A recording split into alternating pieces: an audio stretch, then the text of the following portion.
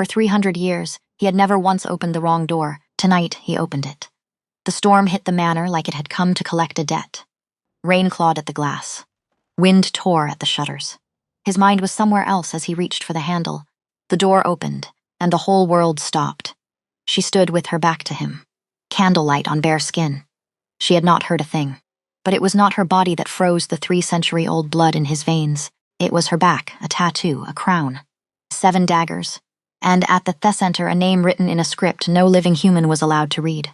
The name of the woman he had watched burn with his own eyes. That mark meant death. The last to wear it had been hunted down and burned, one by one, or so they had told him. She spun around, and her heart was beating far too fast. The letter came on a Tuesday. Cora Ashby read it once. Then she read it again. Not because she had misunderstood it the first time, but because some small, stubborn part of her hoped the words might rearrange themselves into something kinder if she looked hard enough. They did not. Preston Hale had written it in his careless, looping hand. The hand of a man who had never once worried about running out of ink, or money, or time. He informed her, as if she were a tenant behind on the rent, that his engagement to Vivian Marsh would be announced that very afternoon. At the summer party, the Aldertons' summer party. The one the whole of Harrow Bay had been buzzing about for a month. He signed it with his initials. Just his initials. As though a full name would have cost him something, Cora stood by the fireplace. She held the letter over the low flames. And she watched. The corners curled first, then blackened, then the fire took the rest of it, hungry and quick, and in 30 seconds the thing was gray ash and nothing at all. She did not cry. 2 years ago she would have. 2 years ago a wound like this would have folded her in half, would have left her on the floor of her mother's kitchen until her ribs ached and her eyes swelled shut. She knew this, because it had happened. Not over a betrayal this large, over smaller ones. A cut remark at a church supper. A door closed too firmly. Her name left off an invitation list she had once taken for granted. But grief, it turned out, was a thing you could wear down, like a stone in a river. Rub it long enough and it goes smooth. Goes quiet, goes still, so today she felt no storm, only a clean, cool draft of something that surprised her. Relief. She went upstairs. She changed into her best dress, the dark blue cotton. The one she had mended at the sleeve so carefully you had to know exactly where to look. She pinned her hair back. She did not glance in the mirror, and she told her mother she was going to the party. Her mother's face did every terrible thing a mother's face does. It crumpled, it reached. It tried and failed to be brave. "You don't have to go," her mother said. "I do," Cora said. "That's exactly the point. Because a woman who hides is a woman who has agreed that she was wrong." And Cora Ashby had not agreed to anything. The town of Harrow Bay sat on the Rhode Island shore. All salt air and old money and older grudges. And the Alderton parlor sat at the very top of its finest street, warm and crowded and thick, with the perfume of flower arrangements that had cost more than the Ashby family spent on food in a month. High society had gathered to fan themselves, to laugh at jokes that were not funny, to laugh anyway and loudly, because laughter was how you proved you belonged to the inner circle, that you had been let in, that you were safe. Cora took a small glass of lemonade from a passing tray, and she chose her ground, not the corner. The corner is where the frightened go. She stood near the tall window instead, where the afternoon light came through and put her plainly on display. Let them look. Let them whisper.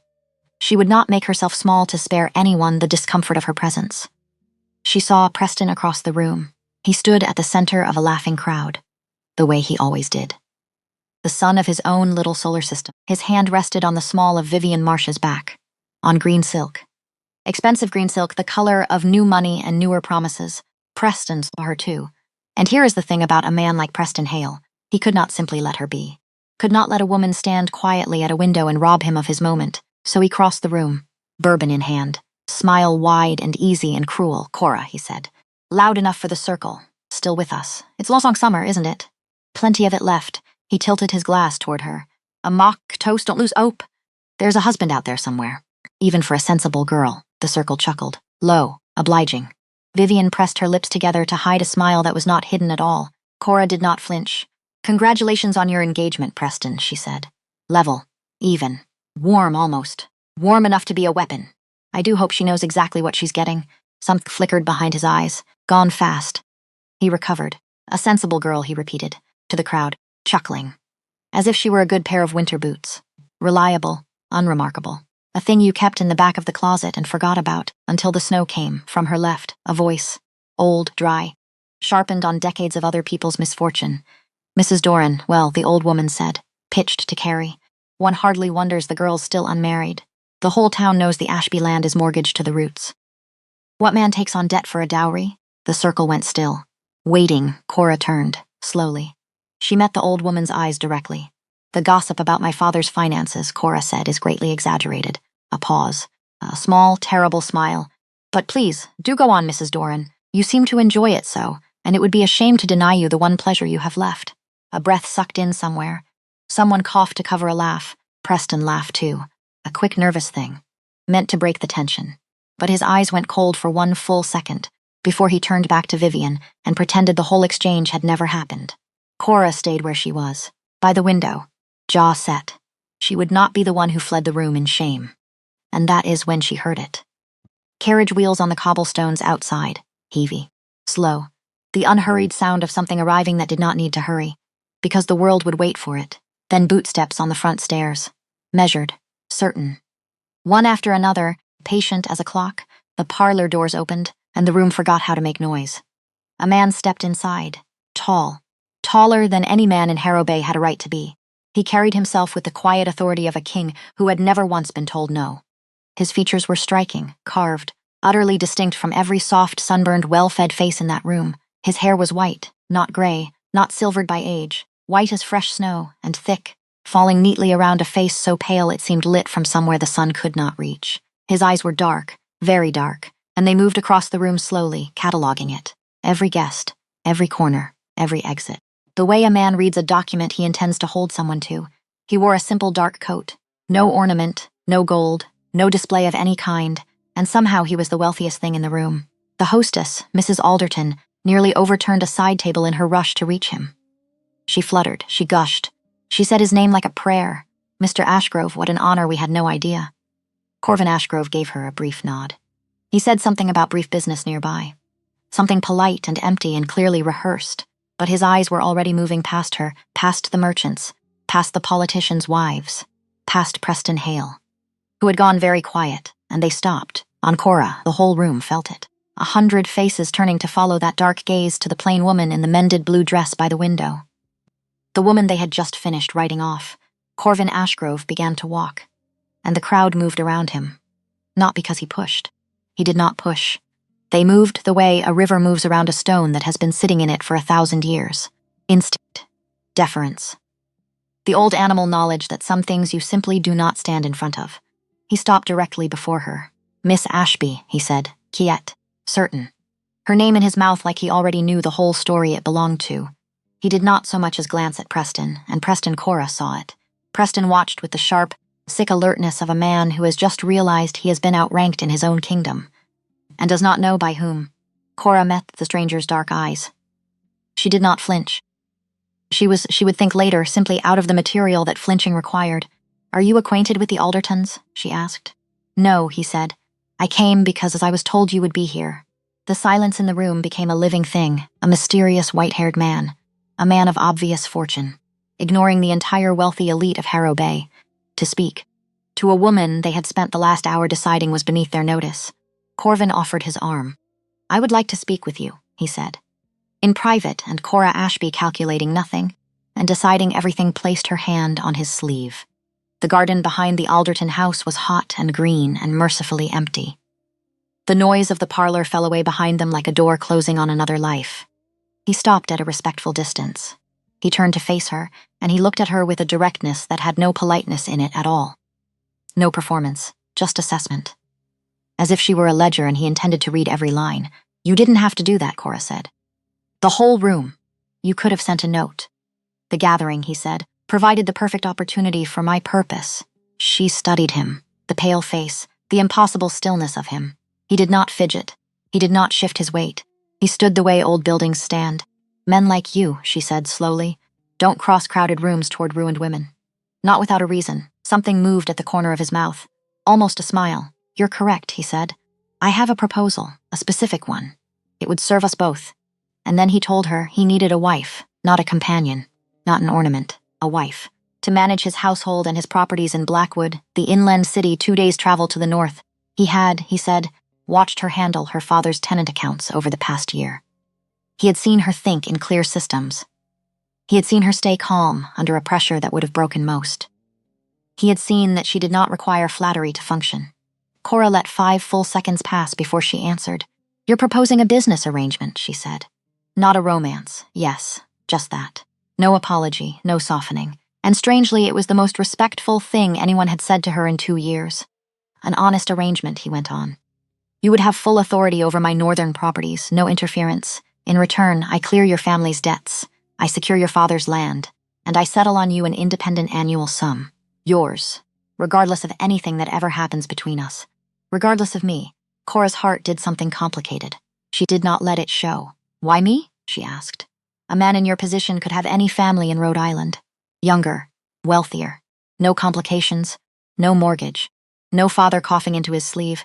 Corvin was quiet a moment. "I don't want a typical high society wife," he said. "I want someone who has already walked through hardship and come out your side with a clear mind." He paused. "Your ability to stand in that room today, unbroken, while they laughed, that is worth more to me than a spotless reputation among people whose good opinion isn't worth having." She said nothing, because she did not trust her voice. "I'd want the terms in writing," she managed finally. "Every one of them. Before I sign a thing, the papers are already prepared," he said, "for your review." And Cora understood with a small cold jolt that he had known. Known she would ask. Had counted on it. Had built his entire approach around the certainty that this particular woman would demand the contract before the courtship. "If I accept," she said, "understand this. It will be a rational decision, based on sound terms. Not an act of desperation. I would expect nothing less," he said, and he meant it. She took 4 days, not because she was uncertain. Because a decision this large deserved its weight. Deserved to be walked around slowly, examined from every side, before she gave it her name. She walked the northern boundary of her family's land in the early mornings, while the dew was still cold on the grass. She looked at the fields her father had worked for 30 years. Fields that were slipping through the family's fingers now, steady and silent, like dry sand through a closed fist. She knew the truth of it. They would not survive another winter, not without help, not without a miracle, and miracles did not come to families like the Ashbys. In the evening, she sat across the table from her father. She watched how thin his arms had become since the autumn before. She watched him try to hide the small hitch in his breathing behind a cough. She pretended not to notice. The pretending was a kindness. It was also a private dread that sat on her chest at night like a stone. She weighed it all. A life built on ink and terms and a stranger's cold civility, against the slow, grinding ruin of staying exactly where she was. Of being, until the day she died, the sensible girl by the window. The one nobody married. The one they whispered about. Corvin Ashgrove had promised her no affection. None at all. But he had offered her something rarer. Something she had not received from a single living soul in 2 years. Honesty. And respect. On the 4th morning, she sat at her father's old writing desk. She dipped the pen, and she wrote 4 short sentences to the white-haired man.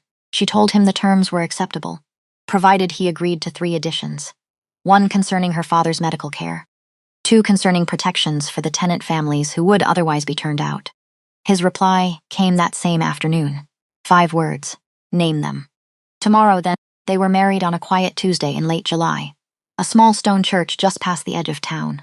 The ceremony was short, attended only by her father, 2 witnesses drawn from the church, and a minister who kept his remarks brief and free of sentiment, as if he sensed that sentiment would be unwelcome here.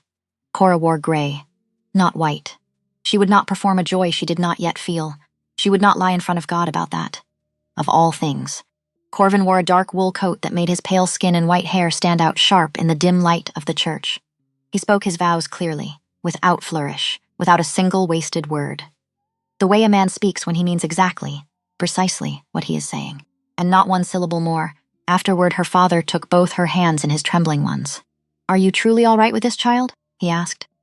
His voice cracked on the last word. "It's so sudden. I never wanted." "He's honest with me, Papa," Cora said. "That's more than Preston Hale ever was. Honesty I can build on. The rest I'll manage." Her father looked at her a long moment. He had lived long enough to know that a reliable partnership outlasts a romantic promise 9 times out of 10. He nodded, slowly, and he let her go. But there was one more thing. Before they left, the night before the wedding, at the small inn where the party stayed, Cora had gone down the dim hallway for a glass of water, and she had passed the long mirror on the landing. The old spotted glass in the heavy frame. Corvin had been standing right beside her, close, speaking to her about the morning's arrangements. And in the mirror, there was only Cora, the hallway behind her, the lamp. Her own pale reflection in gray, and where he stood where she could plainly see him standing, close enough to touch nothing. The glass held no trace of him at all. Cora had gone very still. She did not scream. She did not run. She did not do a single one of the things a lesser woman in a story might do. She simply looked, first at the mirror, then at the man, then at the mirror again. And she filed the impossible fact away, quietly, in the same careful place where she kept mortgage figures and tenant grievances and the sound of her father's cough, because she had learned, over 2 hard years, that panic solves nothing. That a fact you do not understand is not the same as a threat, and that some questions are best carried a while before they are asked. His hand, when he had helped her from the carriage earlier that evening, had been cold, cold as a stone pulled from the bottom of a winter well. She had noticed that too. She said nothing. She married him anyway. The journey to Blackwood took 2 days through the green summer countryside. Corvin spent the first afternoon reading commercial shipping contracts, working with a focus entirely unbothered by the rocking of the carriage. He never once looked queasy. He never once looked tired. He simply worked, page after page. Still as a portrait, mid-afternoon, without small talk, without preamble, he handed her a stack of correspondence. "You may want something to occupy the drive," he said. That was all. Cora took the letters. Business correspondence regarding his real estate holdings, and she began to read the way she always read. Sharp, suspicious, alert to the places where money leaks out of a careless sentence. By the 3rd page she found one. A clause on liability for property damage, vaguely worded, wide open. The kind of hole a dishonest tenant could drive a fortune straight through. She folded the corner of the page. She handed it back. "Here," she said, "this clause. It's too soft. Any tenant with a clever lawyer could burn your barn down and bill you for the ash." Corvin read the section carefully. He was silent a long moment. Then he took out his pen and corrected the error in the margin in a small, precise hand. They did not speak again for the better part of an hour. But, as Cora looked out the window at the fields, sliding past, gold and green in the late summer light, she noticed something. The heavy knot of worry that had lived in her chest for 2 years, the one that had become so familiar, she had stopped feeling it as separate from herself felt, for the first time, just slightly lighter. The Ashgrove estate rose out of the trees on the second evening like something from an older world, a massive 3-story house of dark brick. High iron gates, thick old elms crowded close around it, so close that the grounds stayed dim even in full daylight. The kind of shade that did not lift. It did not feel like a family home. It felt like an institution. A place with rules that had been decided long before anyone now living had been born. 14 servants moved through its halls, quiet, practiced. They did not stare at the new mistress, but Cora felt them noticing her all the same. The way you feel a draft under a door, she stood in the main study on her first morning, and she found her salvation. A household ledger, it sat on the desk. Enormous and disastrous. 3 years of receipts and figures crammed into it with no system a sane person could name. The previous housekeeper had invented her own accounting, a creative thing that failed to balance at the end of every single month and had apparently never once been questioned. Cora felt a familiar spark light in her chest, usefulness. She pulled up a chair. She rolled back the mended sleeve of her dress, and she began to sort the chaos into order. The way she had been born to. Behind her, in the doorway, the head housekeeper watched. A solid, square-shouldered woman named Mrs. Harding, arms crossed, face unreadable, studying the new mistress the way one studies weather that might turn. Cora did not turn around, Mrs. Harding, she said, tapping a line on the page. "This linen purchase. Last spring, we were charged 3 times the fair rate. Do you know why?" A pause. "The master," Mrs. Harding said carefully, "does not concern himself with the price of household goods. He leaves such matters to the merchants." Cora finally turned, and she smiled. "Small, certain. He'll concern himself with them now," she said. That first night in the great dark house, Cora lay awake and listened. She heard the wind in the old elms. She heard the settling of ancient timber, and just once she heard footsteps in the corridor beyond her door. Slow, deliberate, and utterly, impossibly silent. The way a sound is silent when the man making it does not quite belong to the world that carries sound.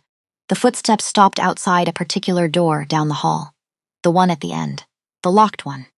The one Mrs. Harding had shown her that afternoon with a strange, tight expression and a single instruction, delivered flat, as if reciting a rule older than herself.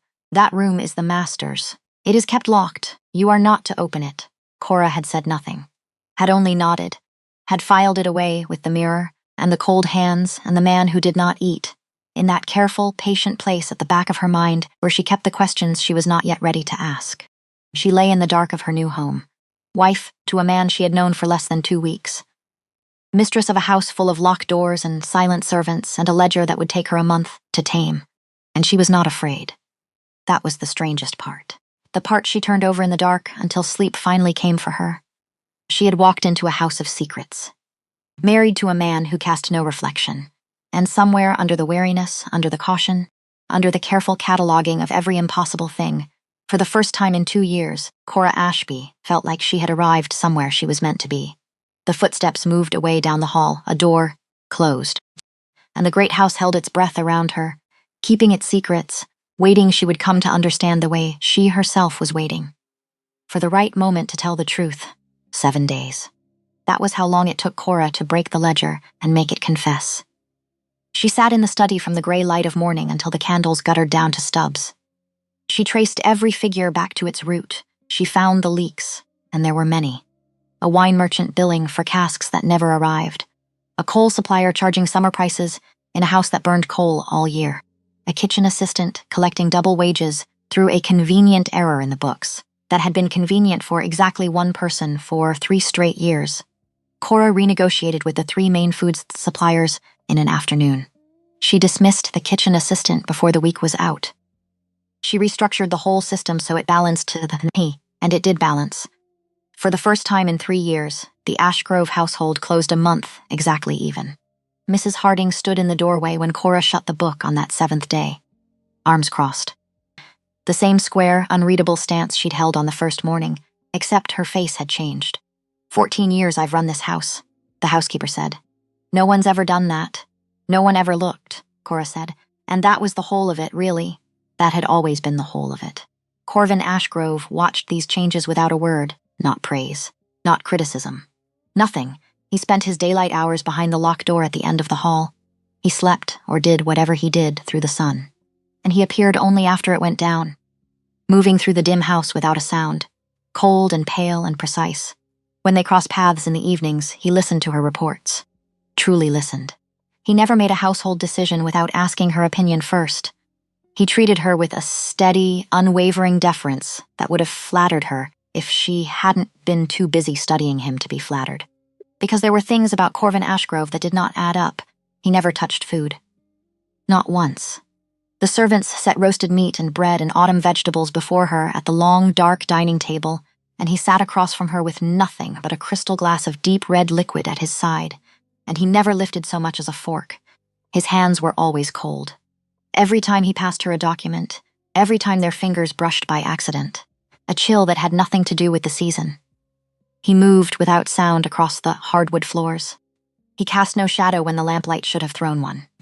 And once early on, she had watched a housemaid drop a tray in the hall, and she had watched Corvin cross 15 feet of floor to steady the girl before the tray finished falling. 15 feet. Faster than a fall. Cora said nothing. She was very good by now at saying nothing. But she was also a woman who could not leave a wrong figure sitting in a ledger, and a man who cast no shadow was a wrong figure. So every night she added another observation to the private column in her head. And every night the sum grew stranger, and she waited. Because she had learned that a question asked too early gets you a lie, and a question asked at the right moment gets you the truth. She was patient.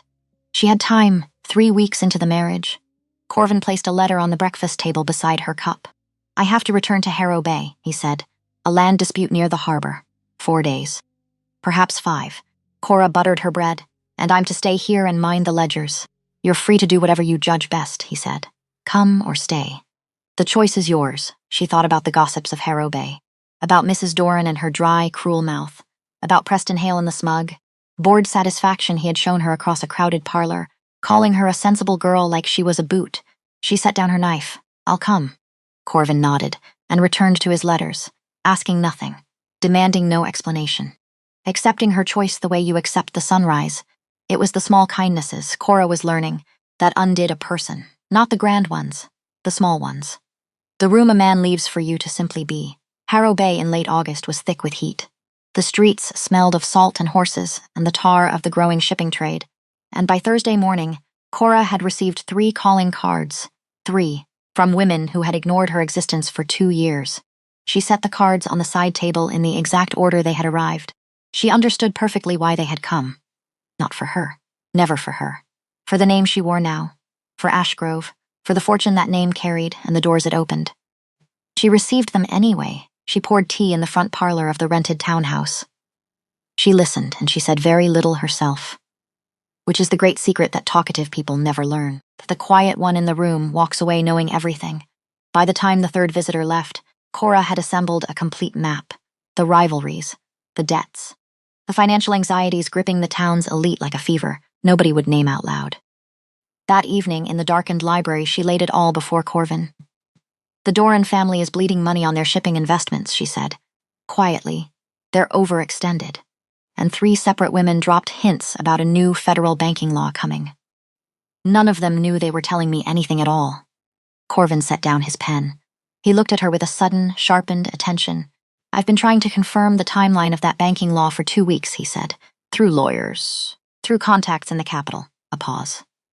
How did you get 3 society women to hand you their husbands' finances over tea? Cora almost smiled. I asked about their husbands' ventures, she said. People don't guard secrets from someone they've decided is too simple to understand them. They think they're making conversation. They're making confessions.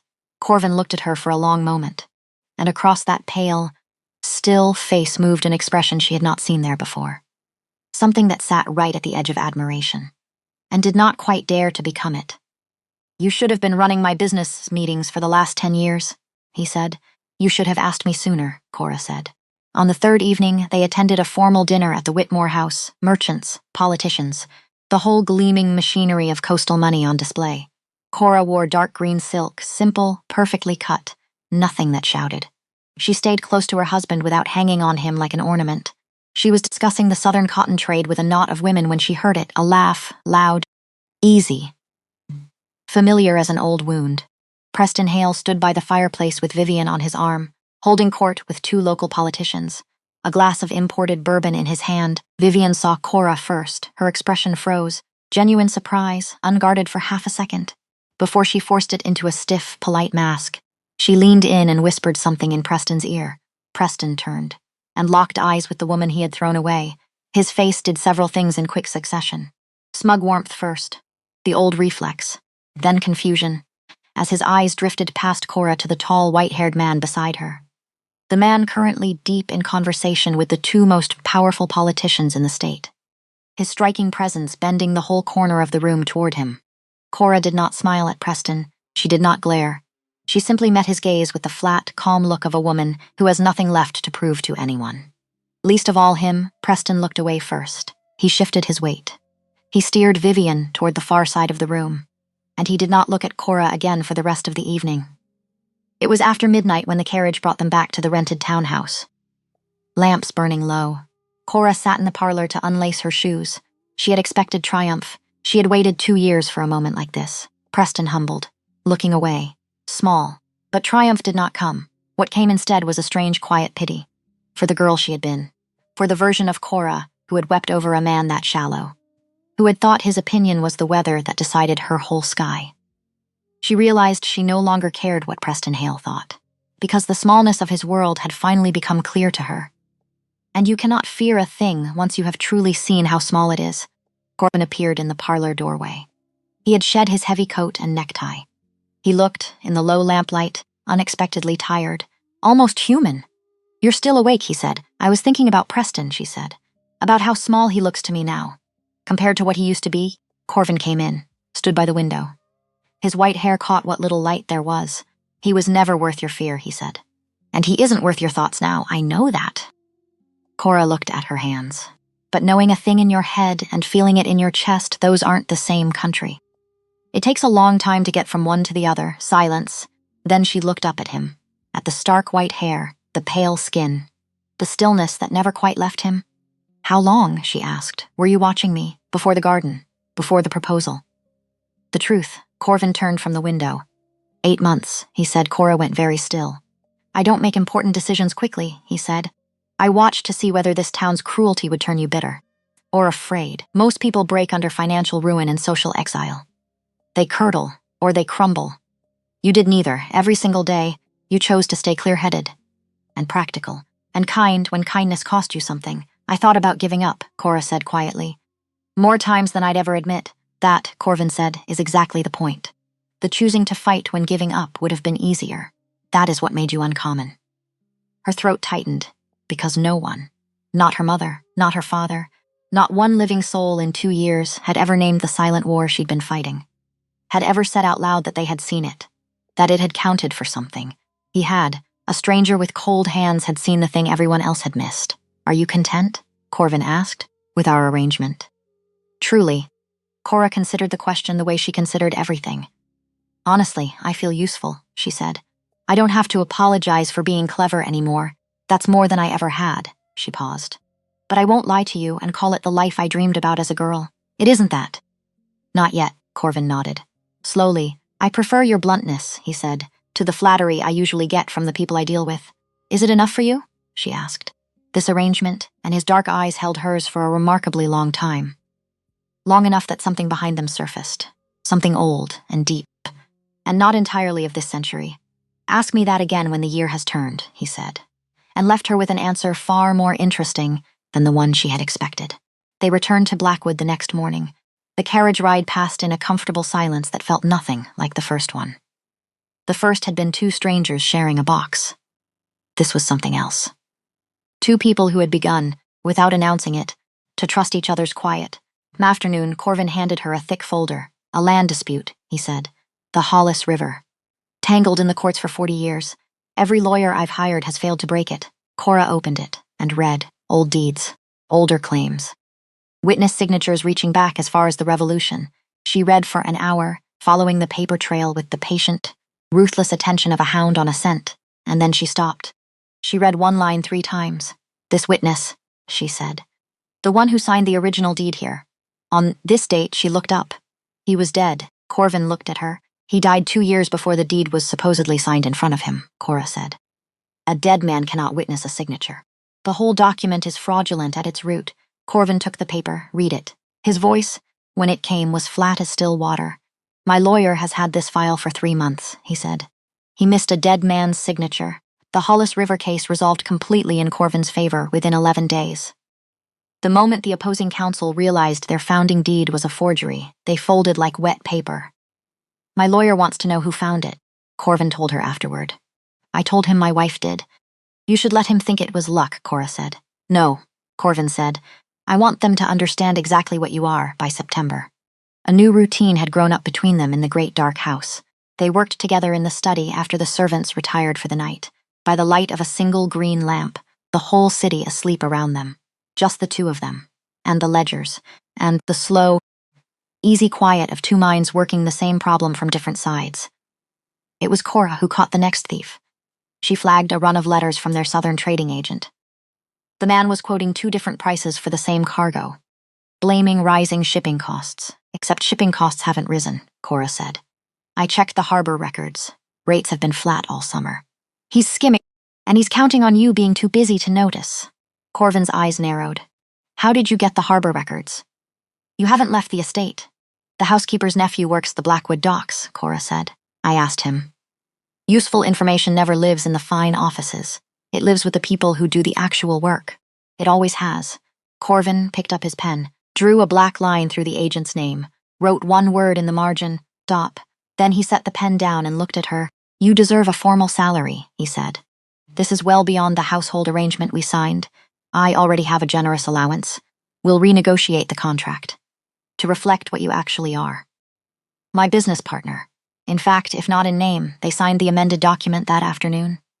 Cora read every line twice, because trust and diligence were not enemies in her mind.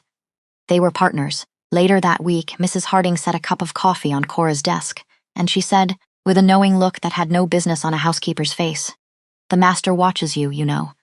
Whenever you're at the ledgers, He thinks no one sees. But I see. Cora turned a page. Kept her hand perfectly steady. Our relationship is strictly professional, Mrs. Harding. Of course it is, ma'am, Mrs. Harding said, and smiled, and left. But Cora's heart had given a strange, unexpected flutter, and she sat very still until it passed, and then she pretended it hadn't happened. Which is a thing people do right up until the moment they can't anymore. That moment came on a cold Thursday evening in October. Corvin had been away 4 days. Boston. Some matter he hadn't fully explained. Cora sat at the library desk with a shipping report in front of her, and she heard his silent step in the hall, and his low voice speaking to the footman, and she found she had read the same line 4 times without taking in a single word. Which was not like her, which was not like her at all. He appeared in the doorway, pale, weary from the road. He'd shed his formal coat, and without it he looked less like a king and more like a tired man who had traveled a long way to get home. Are you well? He asked. Cora looked up, and she made a decision she had been circling for weeks. Something's shifted, she said, in how I see this, us. The arrangement. Corvin went completely still, stiller than usual, which was very still indeed. What kind of shift? I didn't account for it, Cora said, in the contract. There was no clause for growing to feel something. For a person. I don't have the terms for it, she pressed on. Because stopping would have been worse, and I don't trust it. That's the truth. I was so wrong about Preston Hale, so completely wrong. I don't trust my own judgment about the heart. So I'm telling you, and I'm not asking you for anything. I'm just telling you, because you've earned my honesty. Corvin leaned forward. The firelight caught his white hair. I spent 4 days in Boston, he said, thinking of nothing but coming back here. To you, Cora's breath caught. After centuries of building wealth, he said. Of building influence. Of building things because building was the only thing left that felt like living. You are the first person who has made me want to build a future. Instead of a structure, centuries, Cora said quietly. He held her gaze. You noticed the mirror, he said. It was not a question. On the landing, she said. At the inn. The night before we married. You cast no reflection. Your hands are cold. You don't eat. You don't sleep at night. You crossed 15 feet of floor in the time it took a tray to fall. She folded her hands on the desk. I've been keeping a ledger, Corvin. In my head. And the figures have been telling me the same impossible thing for months. Silence. Say it, he said. You've clearly already done the arithmetic. Say the answer. Cora did not flinch. You're not what you appear to be, she said. You're something older. Something the sun doesn't agree with. Something that drinks red from a crystal glass and never touches the meat. A pause. The stories the old women tell to frighten children. The ones about the dead who don't lie down. Vampire, Corvin said, plainly. Because he had learned from her the value of a word said plainly. The word is vampire, Cora. I have carried it 300 years. Longer, she had known. Of course she had known. She had known for weeks. But hearing it said aloud, in that flat, certain voice, in that green-lamped room, was a different country from knowing it in her head. She waited for the fear. It did not come. 300 years, she said instead. You've watched everyone you knew grow old and die. Yes. And you married a woman who will do the same? Something crossed his face. Pain, maybe. Older than pain. I married a woman who is alive, he said, which is worth more than a woman who is merely enduring. I have had a great deal of enduring, Cora. I wanted, before the end of everything, one honest thing. She should have run. A sensible girl would have run. Except she wasn't a sensible girl. She was a clear-eyed woman who had already decided that a truth, once seen plainly, is easier to live beside than a lie you have to keep polishing. I need time, she said. And I need honesty. All of it, going forward. No more locked doors between us. If I'm going to feel what I think I'm feeling, I won't feel it in the dark. Blind to what you are, agreed, Corvin said. Instantly. No more locked doors, and then his expression changed, because he had not told her everything. And the part he had not told her had just walked, in his memory, straight to the front of the conversation. He reached into his coat, he drew out a letter, and he laid it on the desk between them like a man laying down a card he'd hoped never to play. This came while I was in Boston, he said. From a young politician back in Harrow Bay, Nathaniel Doran. Cora went cold. And this cold was not the cold of his hands. It was the cold of a threat with her family's name on it. Doran, she said. The old woman's grandson. Read it, she read it. And her fury rose so fast and so clean it frightened her. The letter claimed the Doran family had uncovered severe legal irregularities in the old Ashby land deeds.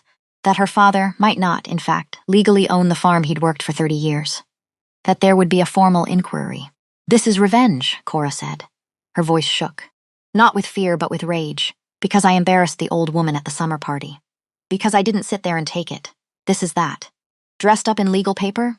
The land has been in your family 40 years, Corvin said. 40 years. Cora's mind was already moving, already sourcing, already hunting. But there might be an old survey note. In my father's desk. Something from 30 years back. I remember Papa mentioning it once. A boundary thing with a neighbor. He never took it seriously. Then we go to Harrow Bay, Corvin said. Before Doran can make this public. Before it can reach your father's ears and do to his health what a court never could. They left 2 days later. Corvin sat across from her in the carriage. He offered her no empty comfort. He did not tell her everything would be fine.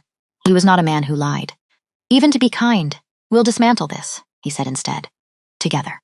Using the strict letter of the law. Your mind will find the flaw in their attack before anyone in Rhode Island even thinks to look for one. It's what you do.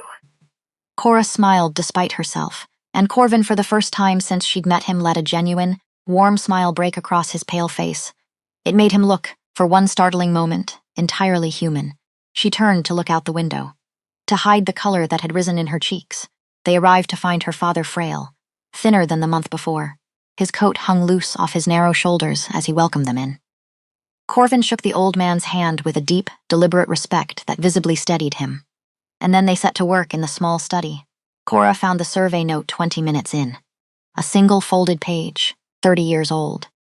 And her stomach dropped as she read it, because it was worse than a boundary dispute. It was a private agreement between her grandfather and the grandfather of all people, Vivian Marsh. A handshake deal.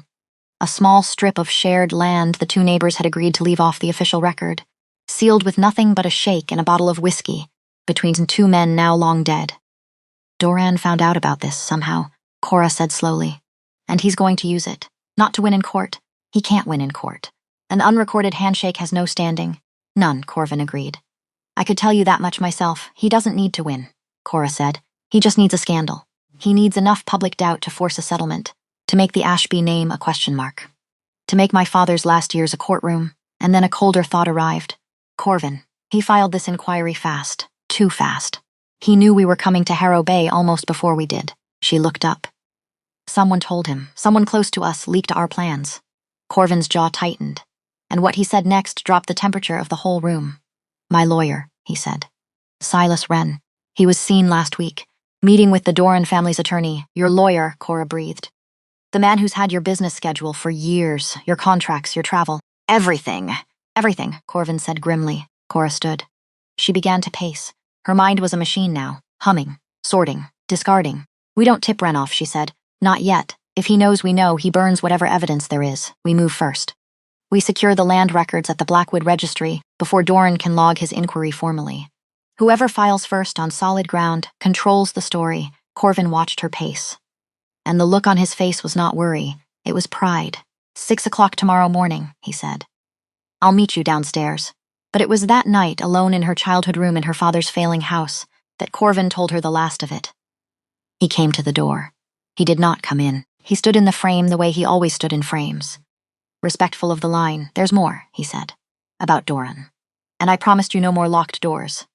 Cora sat up. Tell me, when I said someone leaked my schedule, I understated it. Corvin said, Wren hasn't just been selling my travel plans. Doran has been collecting something else. For months, records, old records, church registries, land deeds, portraits. He paused. He's been building a file on men who have lived too long. Men who appear in a town's records for 40 years and never seem to age. Men like me. Across 3 states, Cora's blood went to ice. He suspects what you are, she said. He suspects there is something to suspect, Corvin said. He's not a fool. He's a desperate man drowning in debt from a failed shipping venture, and he's found what he thinks is the largest lever in Rhode Island. Blackmail. Not just against your father's land. Against my very existence. His dark eyes held hers. If Nathaniel Doran ever proves what I am, Cora, he doesn't need a court. He doesn't need a scandal. He owns me, and everyone I've bound my name to, which now includes you. And your father. The room was very quiet. Cora should have been terrified. A sensible girl would have packed a bag. Instead, she felt something settle in her chest. Hard and cold and certain as a struck anvil, because this was no longer only about her father's land. This was about the man who had seen her when no one else had bothered to look. And Cora Ashby did not run from the people who saw her. Then we don't just stop his inquiry, she said. We take away every card he thinks he's holding. The land, the blackmail, the lawyer, all of it. And we do it so cleanly he never knows how thoroughly he lost until it's already over. Corvin looked at her from the doorway. 300 years old, and looking at her like she was the first new thing he'd seen in a century. You're not afraid of me, he said, quietly, almost wondering. No, Cora said. Why?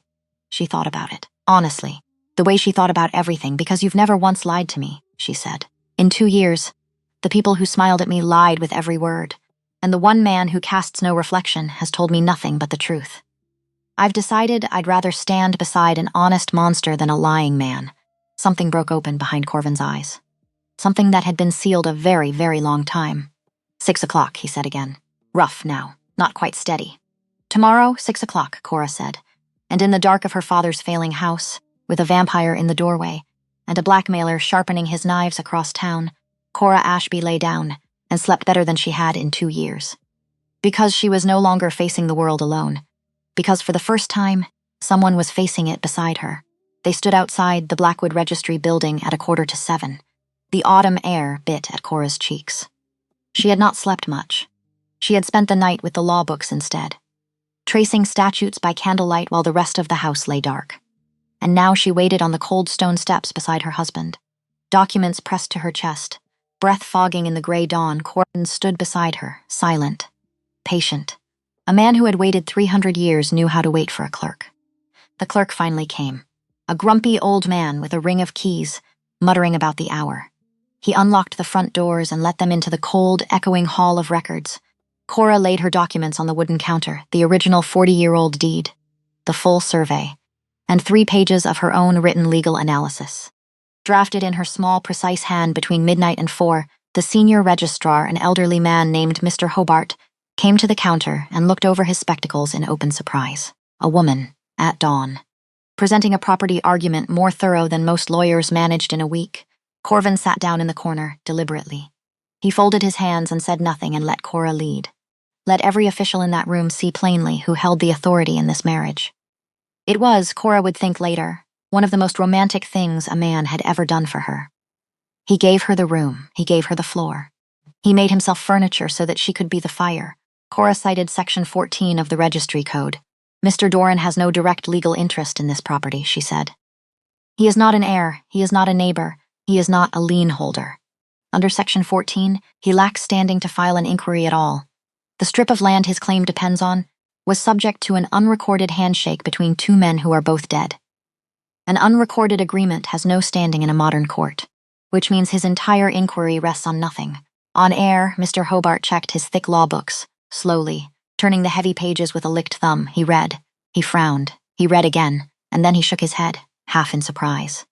Half in something like respect. You're right, Mrs. Ashgrove, he said. He's got no standing. None at all, he closed the book. I'll hold this Doran inquiry in review. Not enter it into the public record, not until the standing question is settled. He peered at her over the spectacles, which it never will be. Because it can't be. Cora let out a breath she hadn't known she was holding. It was not a total victory. But it was time. It was the thing they had needed most.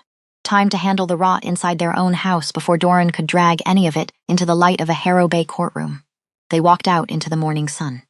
You read the registry code, Corvin said. Last night. While I rested, someone had to, Cora said. I take my work seriously. He stopped on the cobblestone street, and he looked at her with an intensity that made the rattle of passing carts fade to nothing. I received confirmation this morning, he said quietly. About Wren. He's been leaking my business schedule for over a year. Not weeks, not months. A year. Cora's jaw set. Then we dismiss him, today. And we review every contract that man has touched since the day you hired him. Everyone, Corvin nodded. And then he said the thing that dissolved the last of her doubts, about the strange country their marriage had wandered into. I've already found superior counsel, he said. The finest legal mind I've encountered in a century. Who? He looked directly at her. You, he said. You're the only person I trust completely. With any of it, the plainness of the words settled deep in her chest. Not a poem, not a promise. A fact, stated the way he stated facts. And it was worth more than every love letter Preston Hale had never bothered to write. She fell into step beside him, ready for whatever the wealthy families of Harrow Bay meant to throw next. The review of Wren's files took 3 full days. Cora sat at the Blackwood Library desk with a trusted clerk named Mr. Cross. The two of them working until the candles burned down to the wood. They pulled every contract, every letter, every travel record, and the picture that emerged was ugly. Silas Wren had been passing intelligence to the Doran family for 8 months. Timing it, feeding them Corvin's travel dates so their financial pressures always landed while he was away and distracted. It was not clumsy greed. It was patient, deliberate betrayal. But there was one thing Cora could not make fit. He's paid well, she said, tapping a ledger. Wren. Corvin pays him handsomely. Why would a well-paid man risk everything for the Dorans, who are broke? The arithmetic doesn't balance.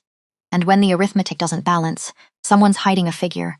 She found the hidden figure on the 3rd night, a letter. Buried in Wren's own files, the way guilty men always keep the evidence they should burn. From Nathaniel Doran to Silas Wren.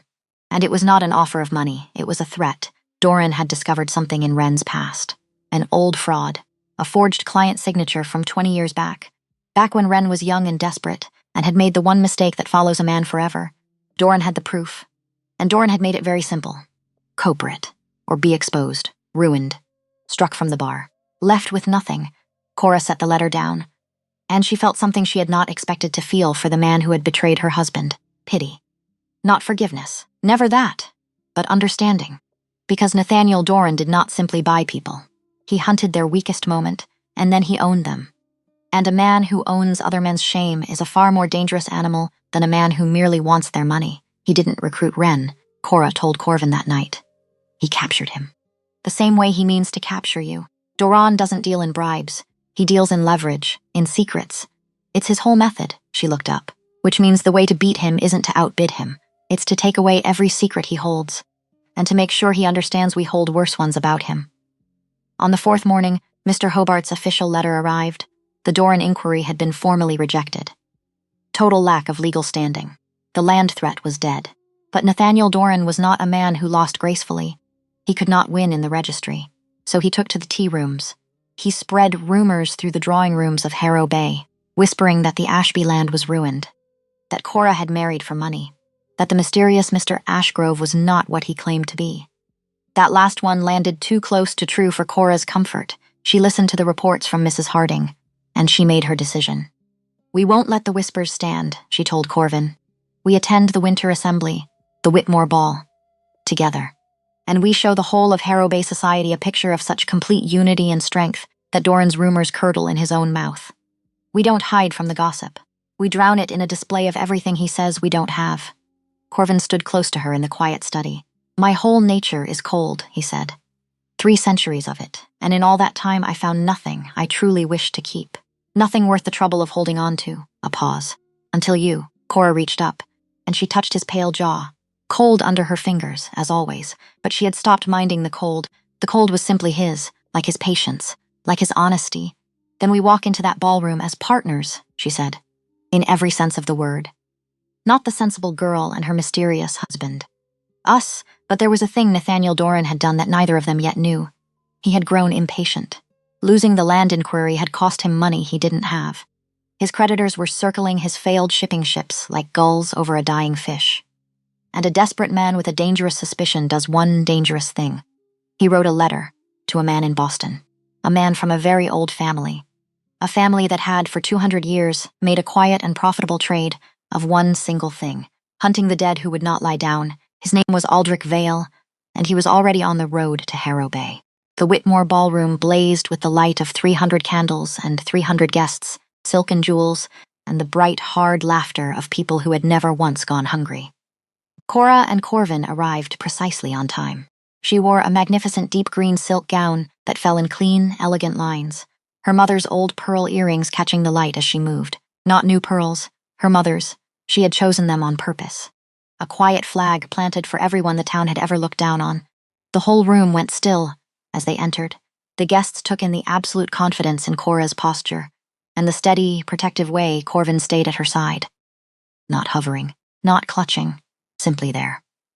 The way a mountain is there. Within the hour, Cora had drawn 3 prominent merchants into conversation about the northern shipping trade. She shared insights so sharp they left the men blinking, recalculating. reconsidering everything they thought they knew about the woman they'd written off 2 summers ago. And across the room, by the long refreshment tables, Nathaniel Doran watched.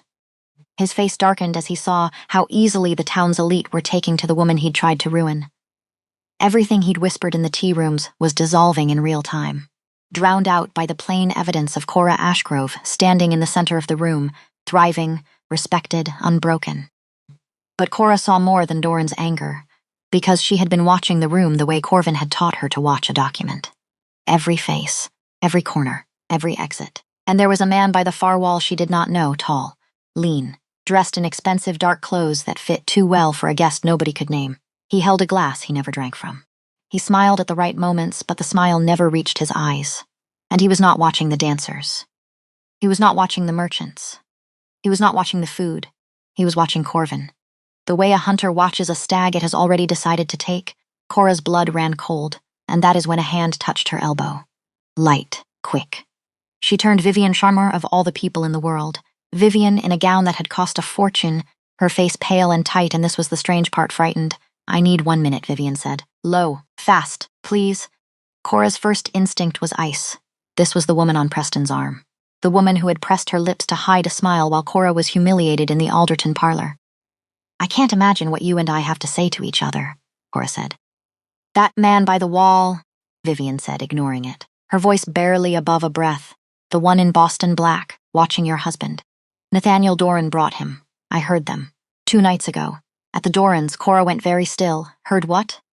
"I'm not proud of anything I've done," Cora, Vivian said, and the words tumbled out fast now. "A dam finally breaking. I married Preston for the security. My father lost everything. I did what I thought I had to. But Preston is Doran's creature, has been for a year. Doran holds his gambling debts. And I have sat in that family's parlor for months listening to them plot against you, and I told myself it wasn't my business, and I can't anymore," she swallowed. "That man is called Vale. Doran told Preston he's a specialist in unusual men. He said your husband has a secret, and that Vale is here to expose it. Tonight, in front of everyone. Doran means to destroy you both in this room." The whole ballroom seemed to tilt, because this was it, the thing Corvin had feared in her father's doorway. The blackmailer had stopped trying to prove what Corvin was in secret. He had brought a hunter to prove it in public. Cora looked at Vivian. Really looked. At the fear in her eyes that could not be faked. At the woman who had every reason to stay silent and had chosen, at the last possible moment, not to. "Why are you telling me this?" Cora asked. "You gain nothing. Because you stood in that parlor and didn't break," Vivian said quietly, "and I've thought about it every day since. About how I laughed. About the kind of woman who laughs at that. I don't want to be her anymore." A breath. "And because I finally understand who ruined my life. It wasn't you, Cora. It was never you. It was them. There was one more thing," Cora realized. "A thing Vivian could not have missed, that land Doran's using against my father," Cora said slowly. "The strip in the old survey, it was your grandfather's handshake. With mine, Vivian's face went white. "I know," she whispered. "I found the copy in my father's papers a month ago. That's how I knew what Doran was really doing. He's using my family's mistake to bury yours.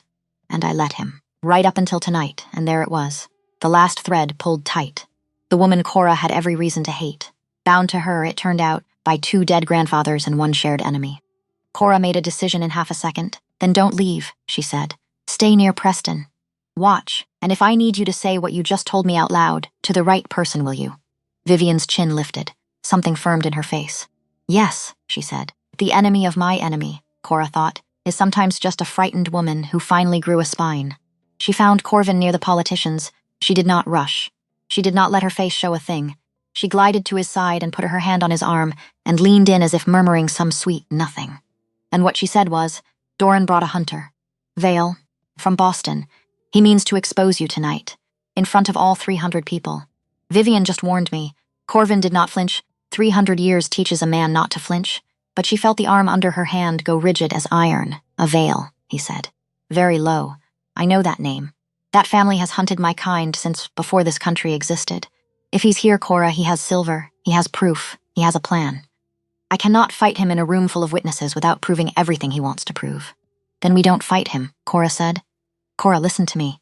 Her voice was calm, cold, the voice she used on a ledger that was hiding something. "You said the Vales have hunted for 200 years. 200 years of hunting means 200 years of records. Money changing hands, men disappearing, debts, deaths, bodies. You don't hunt for 2 centuries and keep your hands clean. Nobody does. Everybody has a ledger, Corvin. Even the hunters. Corvin looked at her. You've been busy, he said slowly. Since I told you what I was. When you told me there were men who hunt your kind, I did what I do, Cora said. I wrote to Mr. Cross. I had him pull every public record he could find on families known for unusual disappearances. The Vale name came up. Boston and Corvin. She almost smiled. The Vales are not careful men. They think no one dares look at them. Which means no one ever has. Which means the records are just sitting there. Waiting, something moved across his face. Not admiration this time. Something larger. Something that had waited 300 years to arrive. What did you find? He asked. Enough, Cora said. Aldrich Vale is wanted quietly in 2 states. A land seizure in Providence that put a family in the ground and their deed in his pocket. A man who vanished after lending him money. It's all there in the record for anyone who bothered to add it up. He hunts monsters because it's the one line of work where nobody asks what happened to the body. She squeezed his arm. He came here to expose a secret. He doesn't know he walked into a room with a woman who's already exposed his. Corvin was quiet a moment. You would do that, he said. Face a man who kills my kind for a living. Bluff him down. In front of 300 people. For me. Not a bluff, Cora said. And not for you, she met his eyes. For us. There's a difference now. I looked it up. And Corvin Ashgrove. 300 years old, who had watched empires rise and fall and had long ago stopped expecting anything new. Under the sun looked at his wife like the sun had just come up for the very first time. Cora crossed the ballroom alone. Head high, green silk whispering. She walked directly toward the man in Boston black by the far wall, and she watched his flat, cold eyes track her the whole way. Mild curiosity in them. The curiosity of a hunter who has not yet realized that, tonight, he is not the only one holding a weapon. She stopped in front of Aldrich Vale. Mr. Vale, she said pleasantly. You're a long way from Boston. The smile stayed on his mouth. It left his eyes entirely. You have me at a disadvantage, madam. Cora Ashgrove, she said. You've been staring at my husband for the better part of an hour. I thought I'd introduce myself. Before you did whatever it is Nathaniel Doran paid you to do. The smile flickered. You're direct, Vale said. I don't have the time for anything else, Cora said. So let me be direct about this too. I know why you're here. I know what you think you know about my husband. And I know a great deal more about you. She let that sit. 1 heartbeat. 2. Providence. 9 years ago. The Harlan family. Their land, their unfortunate accident, and the very fortunate way the deed found its way to you afterward. Aldrich Vale went absolutely still. The same stillness she had learned from Corvin. The stillness of a predator that has just heard a twig snap behind it. I don't know what you think. And the man in Fall River. Cora went on. Gently. Relentlessly. The way water wears down stone. Who lent you money? Who was never seen again? There's a record, Mr. Vale. There's always a record. You people who hunt in the dark forget that the daylight keeps its books. She tilted her head. You came here tonight to stand up in front of 300 of the most powerful people in Rhode Island and announce that my husband is something unnatural. Something they should fear. Go ahead. Do it, she smiled. And the moment you finish, I will stand up and announce to those very same 300 people exactly what you are. A murderer. A land thief. A fraud wanted in 2 states. With the documents to prove every word delivered to every man in this room by morning. So, one of us walks out of this ballroom ruined tonight, Mr. Vale. I've done the arithmetic. It isn't going to be me. Silence. The music played on somewhere behind them. The dancers turned. And in the small cold space between Cora Ashgrove and Aldrich Vale, a war was fought and finished in the length of a single held breath. Vale looked at her. Long. Hard. Searching for the bluff, he did not find one, because there wasn't one. You're not what I expected, he finally said. No one ever expects me, Cora said. It's my one great advantage. Now, you're going to set down that glass you're not drinking from. And you're going to walk out that door. And you're going to write to Nathaniel Doran that his information was mistaken, his money is spent, and Boston will not be troubling the Ashgroves again. Ever a pause. And in exchange, the daylight keeps your books to itself. Do we understand each other? Aldrich Vale set down his glass. He inclined his head. A small, stiff, furious bow. The bow of a hunter who has been out-hunted and knows it, Mrs. Ashgrove, he said. And he walked out of the Whitmore Ball and out of Harrow Bay and out of their lives entirely. Cora let herself breathe. 1 breath. Just one. Then she smoothed her gown and turned back to the room, the picture of calm. and no one there but Corvin would ever know that the whole future had just balanced on the edge of a knife, and that she had been the one to tip it back. But the night was not finished, because Nathaniel Doran had seen it too. He had watched his hunter, his weapon, his masterstroke, the thing he'd gone into deeper debt to bring from Boston, bow to a woman in green silk and walk out the door, and he did not understand it. And a man who does not understand why he is losing does the most dangerous thing of all. He panics. Doran crossed the room toward them, fast, his face dark and blotched, his composure cracking like ice on a spring pond. Cora saw him coming. She stepped forward to meet him, and Corvin stepped into place at her shoulder with that silent, effortless grace, and the two of them faced Nathaniel Doran together. Side by side. The way they now faced everything, Mr. Doran, Cora said sweetly. Loud enough for the nearest circle to hear. Not loud enough to be a scene.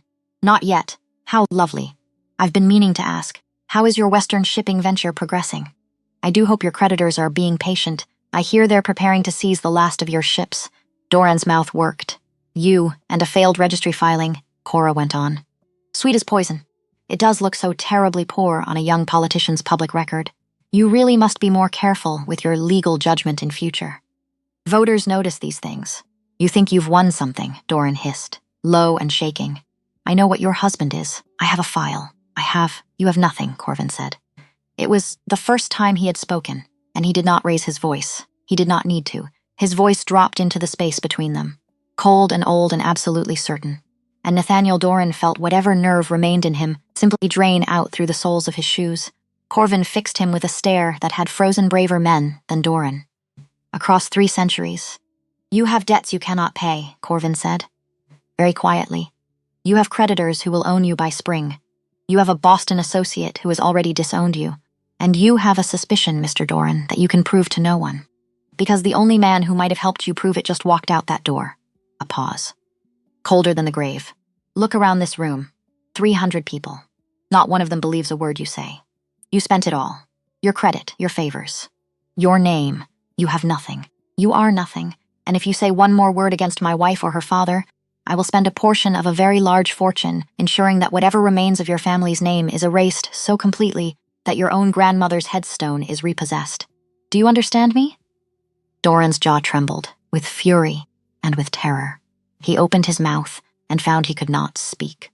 Frozen under that ancient, unblinking gaze that carried the plain, unmistakable promise of total ruin. Corvin dismissed him with a small nod, the kind of nod a king gives a servant he is finished with. And Nathaniel Doran turned on his heel and fled the Whitmore ballroom before the dessert course was even served. Across the room, near the fireplace, Preston Hale watched it all, his patron humiliated. His secret leverage evaporated. The woman he had thrown away like an old boot standing at the center of the room in green silk and pearls, radiant, untouchable. The wife of the most powerful man any of them had ever seen. Preston's face went through everything. Confusion, disbelief, a dawning, sickening understanding of exactly how badly he had misjudged the value of the thing he'd discarded. Cora felt his eyes on her. She turned, and she met Preston Hale's gaze across the crowded ballroom for the last time. She had waited 2 years for this. She had imagined it 100 ways. She had thought she would feel triumph, or vindication, or the sweet hot rush of the last laugh. She felt none of it, only that quiet pity again, for a small man in a small world who had traded away the one good thing that had ever come near him. Because he could not see it for what it was, she did not smile at Preston. She did not glare. She simply looked at him with the calm, level, faintly kind expression of a woman who has, at long last, completely stopped caring. And Preston Hale looked away first. He looked away. And he reached for his bourbon. And Cora saw Vivian standing a few feet behind him, watching her husband with an expression that said a marriage had just quietly ended in the space of a single glance. Whatever the paperwork might still say, Cora caught Vivian's eye and gave her the smallest nod. Thank you. And I see you. And you did a brave thing tonight. Vivian nodded back. And in the exchange was the strange, unlikely birth of something neither woman would have believed possible 2 years before. Not friendship. Not yet. Maybe not ever. But peace. An armistice between 2 women who had finally, both of them, seen the men who'd tried to make them enemies for exactly what those men were. It was well after midnight when the carriage carried them back toward Blackwood beneath a hard canopy of cold winter stars. Cora sat across from her husband, and for a long while neither of them spoke. There was no need. The quiet between them had become its own language. She thought about Preston Hale, about the wreckage of the girl she used to be. The one who had wept on a kitchen floor over a man that shallow. And she understood something, sitting in that dark carriage, that she had not fully understood before. Those hardships had not been done to her. They had been the ground she was built on. The cruelty, the exile, the 2 years of being the sensible girl by the window. All of it had been the hard, cold ground that a certain kind of strength grows out of. If Preston had married her, she would have spent her life shrinking to fit a small man's small world. His betrayal had been the cruelest gift anyone ever gave her, because it had set her free to become the woman who could stare down a hunter in a ballroom and win. She had not been rescued by a romantic prince. She had been seen and valued, and treated from the first cold, honest word in the Alderton garden as an absolute equal. We're thinking, Corvin said quietly, across the dark. I'm always thinking, Cora said. You married me for it, I did. A pause. You asked me a question once, in this same town, whether the arrangement was enough for me. I told you to ask again when the year had turned. His dark eyes found hers in the starlight. It has turned, Cora. Ask me again. Cora's heart did the complicated thing it did. And this time she let it show. Is it enough for you? She asked softly. This. Us. Corvin reached across the dark space between them, and he took her hand. His fingers were cold, as they always were, as they always would be, and she had come to love the cold. Because it was his. No, he said. Cora's breath caught. It stopped being an arrangement a long time ago, Corvin said. Somewhere between a corrected liability clause and a dead man's forged signature. I could not name the day, which frightened me, because I have not been frightened in 300 years. All that time, all that wealth, all those empty rooms and all those empty houses. I built things because building was the only thing that still resembled being alive. His cold hand tightened around hers. And then a woman in a mended blue dress stood at a window and refused to break. And I have wanted every day since, only to build a future, instead of another structure. It is not enough, Cora. It was never going to be enough. Because I love you, and a man does not want an arrangement with the thing he loves. He wants a life. The carriage rocked on through the winter dark, and Cora Ashby, who had not cried when Preston betrayed her, who had trained herself out of tears the way you train. A muscle felt her eyes sting. She did not fight it. I was so afraid to trust it, she said. Her voice not quite steady, after Preston. I thought if I could be that wrong once, I could be that wrong again, and now? Now I know the difference, Cora said, and she laughed. Wet and soft and real, you have never once asked me to be less than I am. You have never once flinched from what I can do. You made yourself into furniture in a registry office so I could be the fire. And a man who does that, her voice broke, just slightly. A man who does that isn't a mistake. He's the one right answer I've ever been given. She reached up, and she touched his pale jaw in the dark, cold under her palm. I love you too, Corvin, then she said. God help me, I fell in love with a monster, and he is the most honest thing in my whole life. He kissed her then, in the dark carriage, under the cold stars, and his mouth was cold, and his hands were cold, and none of it mattered at all. Because for the first time in 300 years, Corvin Ashgrove was warm somewhere the cold could not reach. And for the first time in 2 years, Cora Ashby was held by someone who saw the whole of her and did not want to change a single figure. Spring came to Blackwood late that year. It always did, in that shaded house among the old elms, but it came. The first green touched the brick walls of the estate. The first warmth softened the iron gates. The fields in Harrow Bay were secure, the deed clean, the mortgage cleared. The tenant families protected under the 3 additions Cora had insisted on in her very first letter. Her father's health had stabilized under the care of the reliable doctors his son-in-law's fortune could summon. The cough had eased. The color had come back to his face. He walked his fields again in the mornings, slow but upright. A man who had thought he'd lose everything and had instead gained a daughter's future and his own next spring. Nathaniel Doran had left Rhode Island entirely. His creditors had taken the ships, then the house, then the name. He surfaced somewhere out west, they said, chasing another scheme.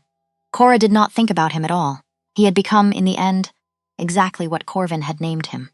Nothing, Silas Wren, had been dismissed.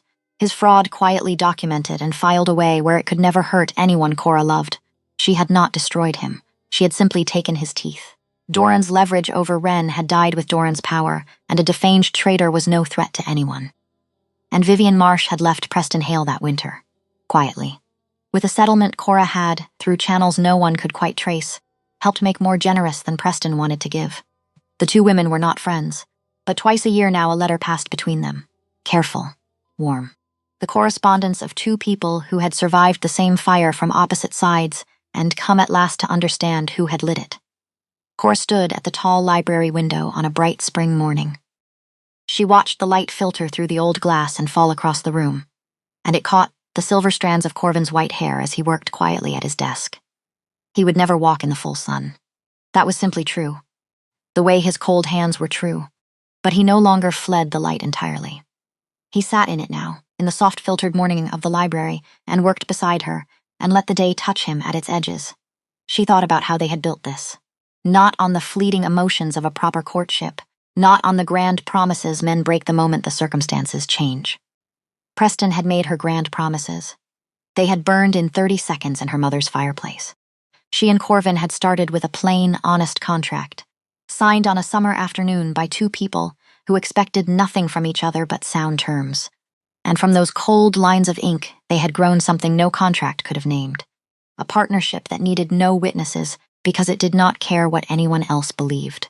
She understood now what she had not understood as the weeping girl on the kitchen floor. That the true value of a life spent together did not lie in dramatic declarations. It lay in the quiet, everyday choice. To face reality side by side. Without flinching, Corvin looked up from his papers, and he met her gaze across the sunlit room with that familiar, complete, undivided attention. The same attention he had given her from the very first moment.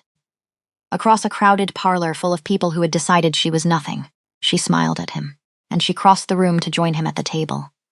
The way she had 1,000 mornings now, and meant to 1,000 more. For however many mornings the strange arithmetic of a mortal woman and an ageless man would allow them. She did not know how many that would be. Neither did he. The future stretched out before them, long and uncertain as the changing seasons, but she knew with an absolute certainty that no gossip and no hunter and no small, cruel man could ever touch again, that whatever came next, they would face it exactly as they always had, together, honestly, one step at a time.